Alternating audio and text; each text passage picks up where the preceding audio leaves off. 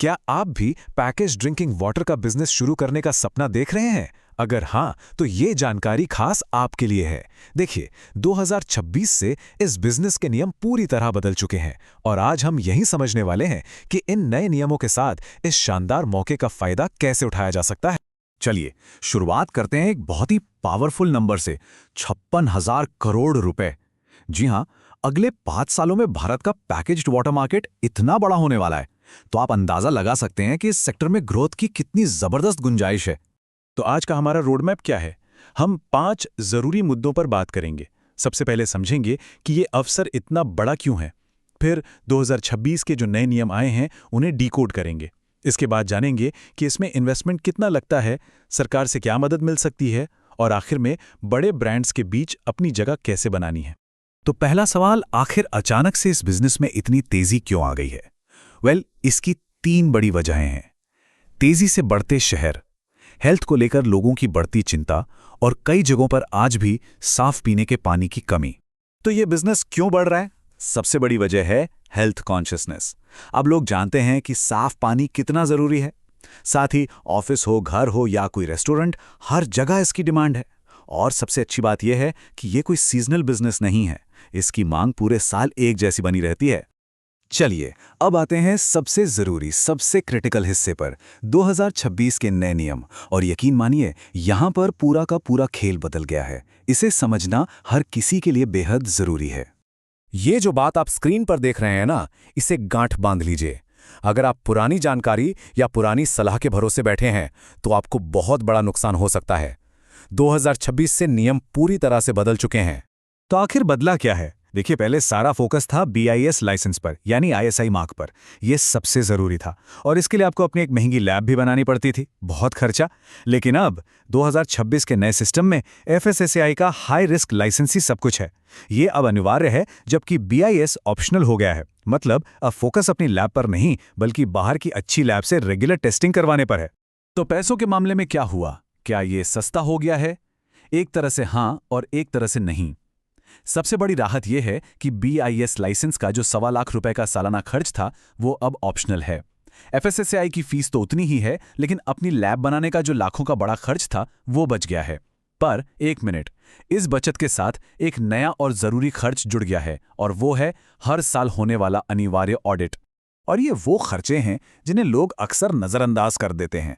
इन्हें hidden costs कहना गलत नहीं होगा। अब आपको हर महीने लैब टेस्टिंग पर पैसा खर्च करना होगा, ऑडिट के लिए तैयार रहने के लिए कंसल्टेंट रखना पड़ सकता है, और EPR कंप्लाइंट पैकेजिंग का इस्तेमाल करना होगा। मतलब ऐसी पैकिंग जिसकी रीसाइक्लिंग की जिम्मेदारी भी आपकी हो। इन सबको अपने बजट में जोड़ना बहुत जरूरी है। और एक बात बहुत ध्यान से सुनिए, FSSAI के नए नियम बहुत सख्त हैं। अब अधिकारी सीधे बाजार से आपकी बोतल उठाकर टेस्ट कर सकते हैं, और अगर सैंपल फेल हो गया तो सजा बहुत गंभीर है। जुर्माना 1 लाख से 10 लाख तक है, और अगर गड़बड़ी बड़ी हुई तो जेल भी हो सकती है। तो ठीक है, नियम समझ लिए, खतरे भी जान लिए। अब मुद्दे की बात करते हैं। पैसा कितना लगेगा, यानी इन्वेस्टमेंट। अच्छी बात यह है कि इस बिजनेस में हर बजट के लिए ऑप्शन मौजूद है। और सबसे अच्छी बात यही है कि आप बहुत कम लागत से भी शुरुआत कर सकते हैं। एक बेसिक RO प्लांट सिर्फ ₹1.25 लाख के शुरुआती निवेश में भी लगाया जा सकता है। ये उन लोगों के लिए एक बेहतरीन मौका है जिनके पास पूंजी कम है।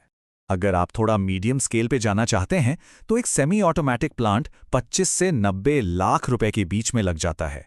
इसमें लागत और प्रोडक्शन कैपेसिटी का एक अच्छा बैलेंस मिल जाता है। और अगर आपका इरादा बड़ा है, मार्केट पे छा जाने का, तो फिर फुली ऑटोमेटिक प्लांट का ऑप्शन है। इसमें इन्वेस्टमेंट 1.25 करोड़ से शुरू होकर 15 करोड़ तक भी जा सकता है। इससे आप मार्केट का एक बड़ा हिस्सा कैप्चर कर सकते हैं।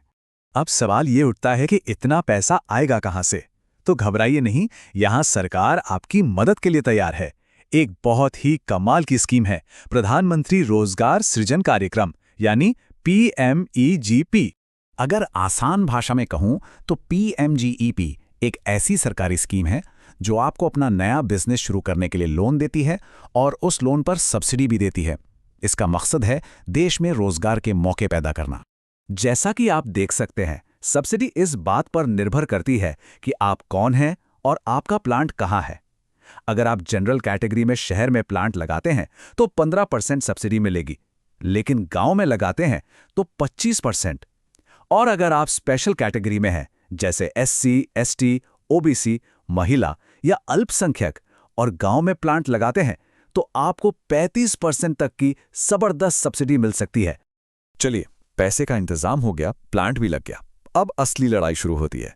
इतने बड़े बड़े ब्रांड्स के बीच एक नया बिजनेस अपनी जगह कैसे बनाएगा?